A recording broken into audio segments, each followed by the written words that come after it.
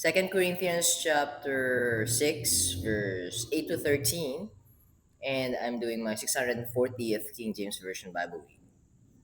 Let's read right now. Verse 8. By honor and dishonor, by evil report and good report, as deceivers and yet true. 9. As unknown and yet well known, as dying and behold, we live. As chastened and not killed, verse 10, as sorrowful, yet always rejoicing, as poor, yet making many rich, as having nothing, and yet possessing all things.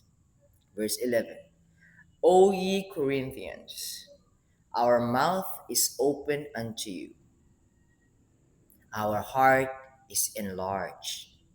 Verse 12, ye are not straitened in us, but ye are straitened in your bowels, in your own bowels. 13. Now for a recompense in the same, I speak as unto my children. I speak as unto my children. So open and close parenthesis there. I speak as unto my children. Be ye also enlarged.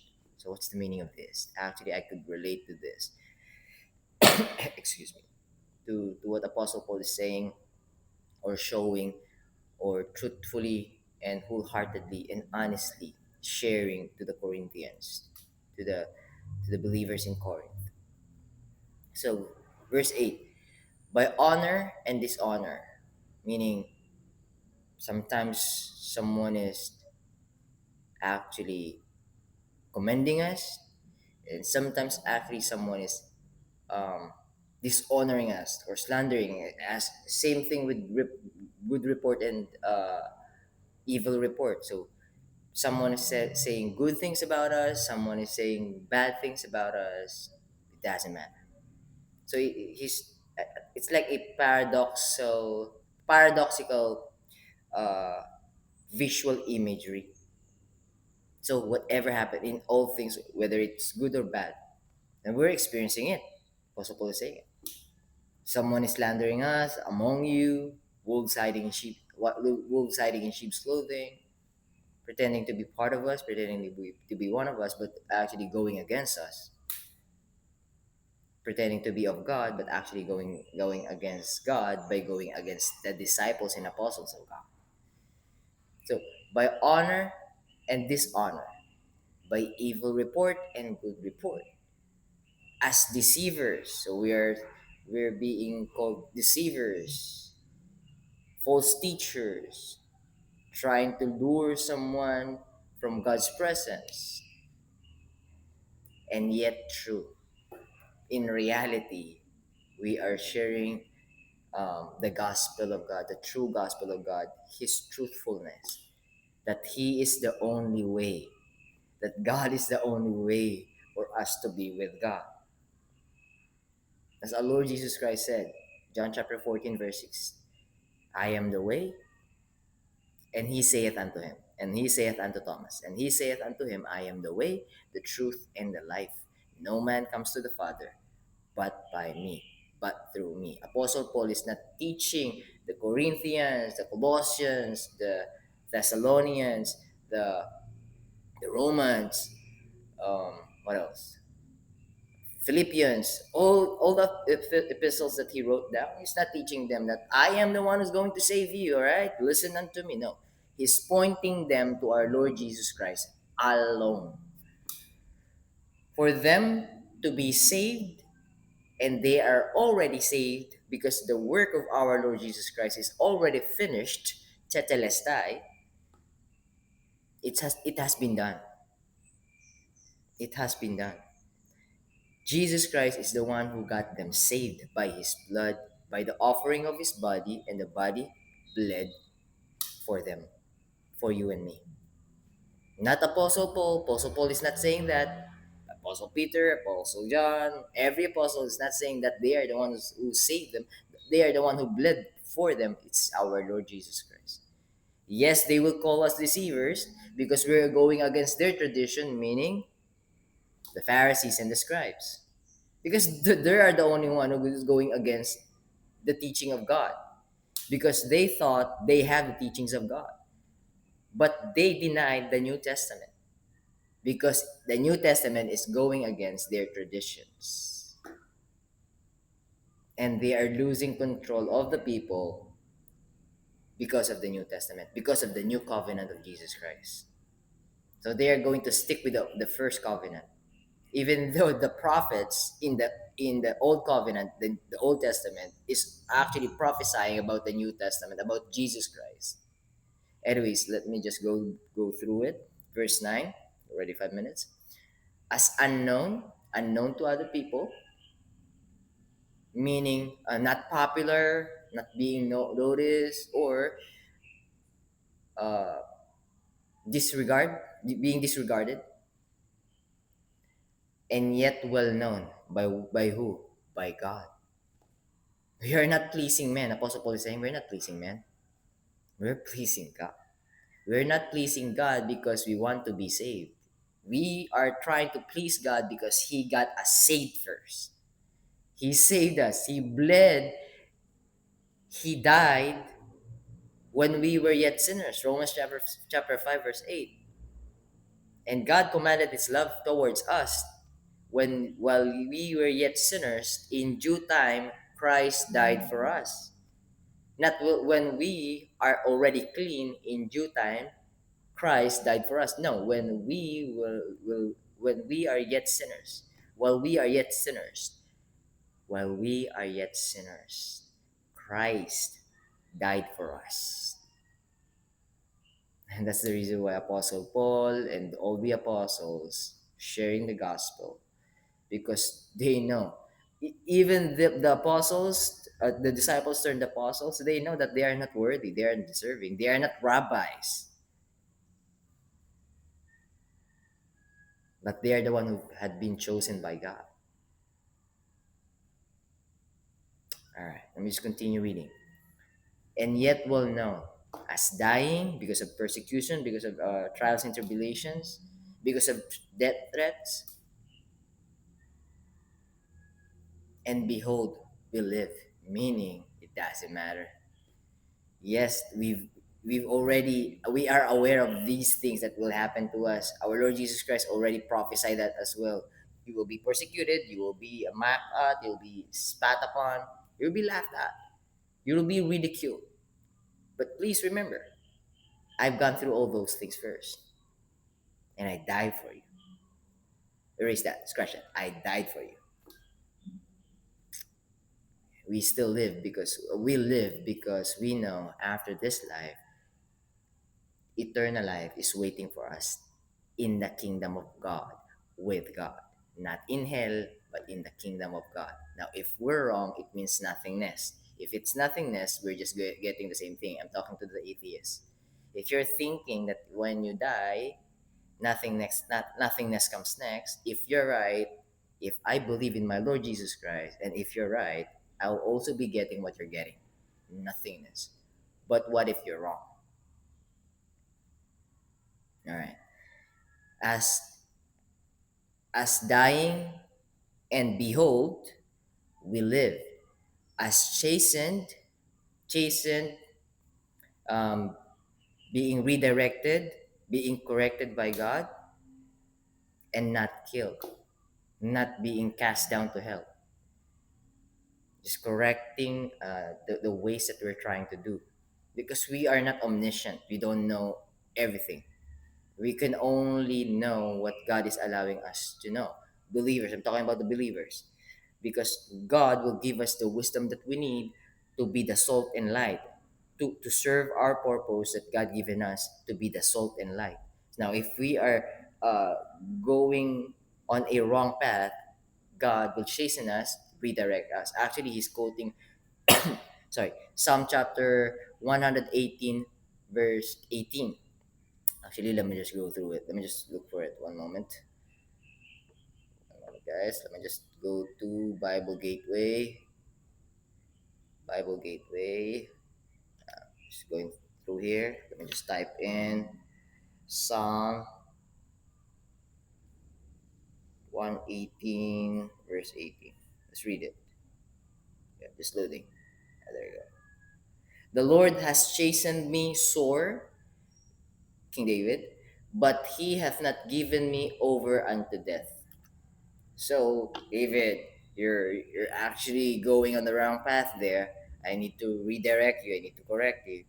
So, meaning, if we ask for a prayer, if it's not coming, it's either two things. It's either God, that's not God's timing that you're asking. If you're asking it right now to happen and it's not happening, it's God's timing. If it's part of His will. Now, if it's not part of His will, it will never happen. The uh, the results that you're aiming for will never happen, or you're praying for. Sometimes when you prayed for it and it does happen and you're still unsatisfied, or you think, all right, I think I got it wrong, it's still a redirection.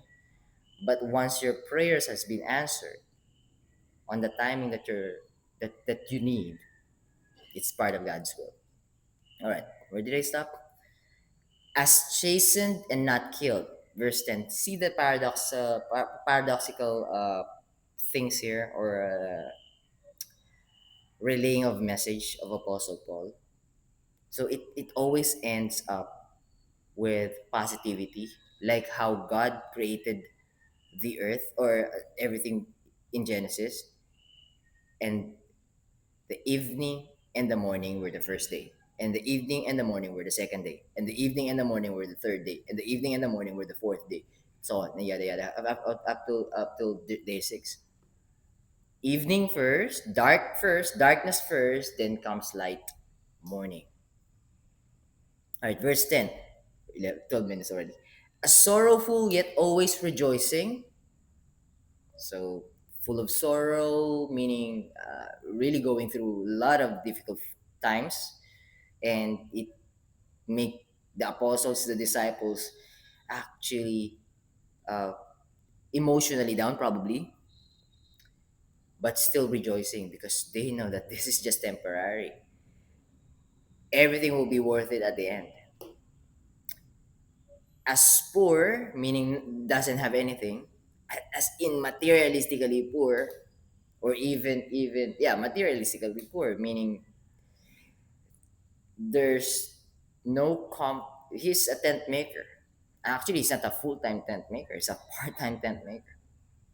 So most of the time, if I'm not mistaken, most of the time it's difficult to minister, but he endured because he knows he's serving a better purpose just to serve himself comfortably. Still rejoicing. I'm sorry, as poor yet making many rich. In these difficult times that Apostle Paul and the disciples are going through, they know that the reward, or not that the reward, the result will be glorious, glorifying God. What does it mean? Serving God as a bond servant, Apostle Paul, and other apostles and disciples, and even the disciples in today. Who's the disciples in today? Those who have heard the word of God and living the word of God, and then teaching it as well, making disciples as well. Now, those who are actually truthfully, sincerely, genuinely believing in God are serving God. And they know, we know, it's not easy. But even though it's not easy, we're going to go through it because we know if we have reached a lost sheep, if he or she accepted our Lord Jesus Christ as their Lord and God and one and only Savior, they will receive the most important gift they could ever receive here on earth. It's incomparable to any kind of material thing. So though we are poor, if we are able to be used by God, if God used us to be a salt and light for the lost sheep, and they were able to return to the flock and the herd of the sheep, meaning they got saved by God through this wretched vessel, meaning a messenger of God. They receive the gospel and they accept the gospel truthfully, genuinely, and sincerely, fully understanding the meaning of the gospel. They receive eternal life. with God in His kingdom. And it's not comparable to any material things of the world, of of the things that Satan could offer. Satan couldn't match what God is offering us. He could only distract us from heaven, from the kingdom of God, by he can only drag us to hell by distracting us from the kingdom of God, to take our attention away from God, to take our belief, faith, and trust away from God. Satan wants you to trust him by trusting yourself. That's how easy it is for Satan. For just you trusting yourself, meaning you're not trusting God, he owns you already. All right, verse 10. As sorrowful yet always rejoicing, as poor yet making many rich, as having nothing, same thing with poor, and yet possessing all things. Co-heir, as a children of God, co-heir of our Lord Jesus Christ,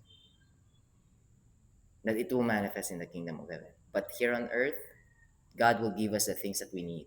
Seek ye first the kingdom of God and his righteousness, and everything shall be added unto you. Seek ye first. Not go to the last line directly.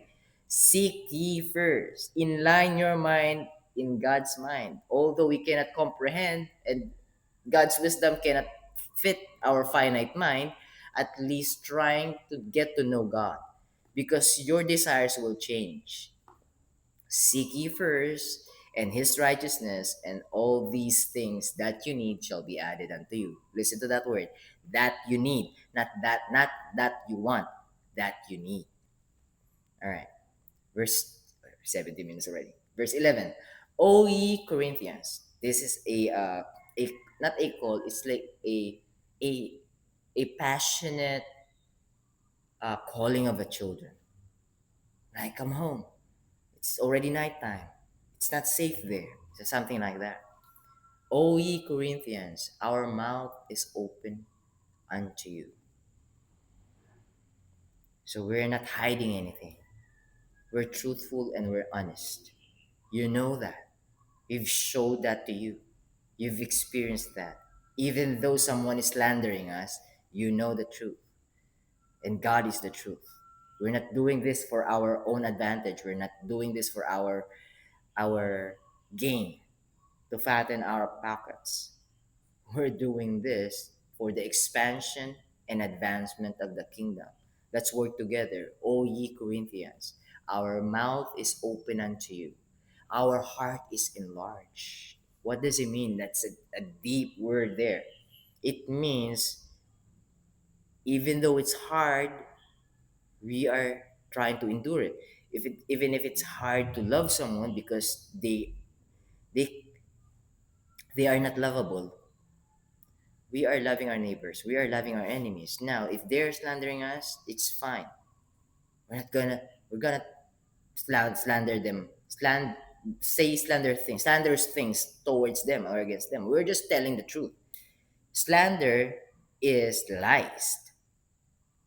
Defaming is evil, has an evil intent in evil malice. We are just going to share the truth, and the truth will set you free. So our heart is enlarged, meaning we're open. We are not just simply dismissing or judging anyone else. Let's have a conversation and let's find the truth. And once we end up with a conclusion of the truth, then everything will be fine. So let's not defame. Let's not slander anyone else. So our heart is open. It is open. That's the reason why it's large, enlarged. Meaning our capacity to love is Christ likeness. Because we understood that we are not lovable as well. But God loves us so much. He died for us. How could we not do it to those who are to those people we are discipling, to get closer and closer to God, to grow in the faith, to grow together in the faith, to strengthen our faith. Now verse 12.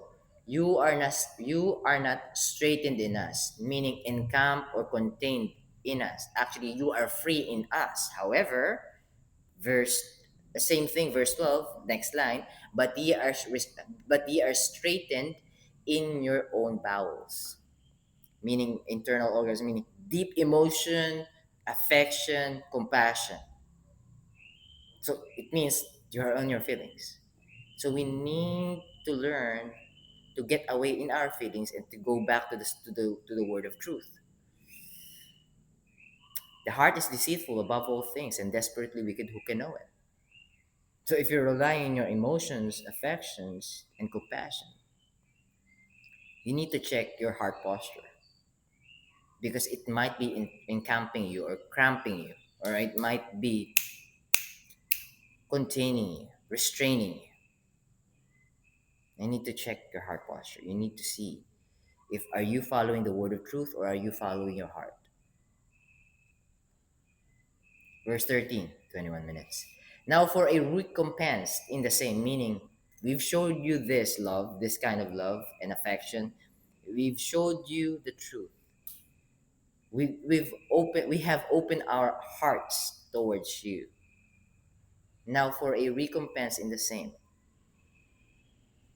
I speak as unto my children. I'm pleading unto you. I speak to you like my son or daughter. Be also enlarged. Be your heart enlarged open. Sorry, be your heart enlarged as well. Be your heart open in listening before speaking so we could avoid any misunderstanding. So be open, like we are open, like we open our hearts unto you. Even though you're falling short, we already know, even us, the flesh is weak. The spirit is willing, but the flesh is weak. We know. We understand that. So let's help each other out. Iron sharpens iron. So instead of slandering one another, let's just try to be understanding. Dear beloved brethren, let every man be swift to hear, two ears, slow to speak, slow to wrath. James chapter 1 verse 19. That's just a reminder for us. Apostle Paul is saying this as well. We showed our hearts to you. We open it with full capacity. We've enlarged the capacity of understanding the situation, not just blatantly justify or not justifying, judging you or condemning you, because we don't have the rights to judge and condemn you. Let's do it to one another, as verse 13 is saying. All right, I think that's it for me today. I prepared a lot because some coiny Greek terms. I didn't mention, I didn't go through it because I'm checking the time. I'm gonna eat a lot of time if I do this. I'm gonna do this on a different time or a different Bible reading or a different Bible study. Sooner or later, I just need to finish the entirety of KJV, and then after that, gotta go interlinear Bible after this. God bless you guys. Oh, start of the week, right? Monday. So praying and hoping for the best week for you, spiritually, mentally, physically, and emotionally as well. So God bless you. Keep safe. I'll be seeing you tomorrow. Bye for now.